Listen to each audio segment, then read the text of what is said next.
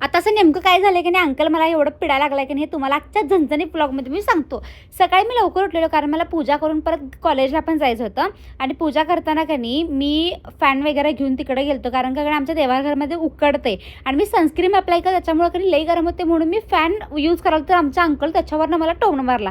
हे आमचं सगळं चाललेलं. आणि कॉलेजमध्ये गेल्यानंतर माझा मूड लई वेट ऑफ झाला कारण का तुम्हाला लास्ट ब्लॉगमध्ये पण आय थिंक मी सांगितलं की माझ्या ग्रुपमध्ये जे मेंबर्स आहेत ते एका क्लासमध्ये गेलात आणि मी एकटीच अशी मुलगी आहे की मी दुसऱ्या क्लासमध्ये शिफ्ट झालो आहे. आणि मला असं वाईट डोकं फिरवलं की मला ते लेक्चर वगैरे काय नको होतं. त्यांनी आमच्या कॉलेजमध्ये तुम्हाला सांगतो वर्कशॉप चालू आहे, काय बोरिंग आहे पण त्याच्यासारखं त्यात मला शिकण्यासारखं लय काय काय पण आपला जर मित्र किंवा आपली मैत्रीण आपल्यासोबत नसेल ना, त्या लेक्चरला काहीच अर्थ राहत नाही. आणि तुमच्यासोबत असं कधी झालंय काय, असा काळा दिवस तुमच्या आयुष्यात कधी घडलाय काय, मला नक्की कमेंट करून सांगा. काय सांगणार आहे, शर्ट पिसाने गेलं तर पप्पांनी स्वतःसाठी एक घेतले आणि म्हणलं मम्मीसाठी आता साडी बघूया आपण. पप्पा म्हणतात नको, आपला जरा खर्च यावेळेस लय होणार आहे, इसका चलता है हमरा नाही चलता गाईस.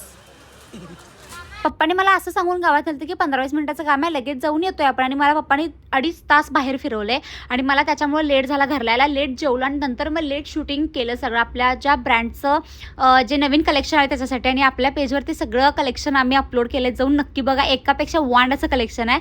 आणि एवढं सगळं शूट केल्यामुळं की रात्री 1 वाजले आम्हाला सगळं आवरायला. मॅडमला चक्कर मारायला लागल्या, लय शूट केलं बिचारी. साखर खरंच चक्कर मारायला.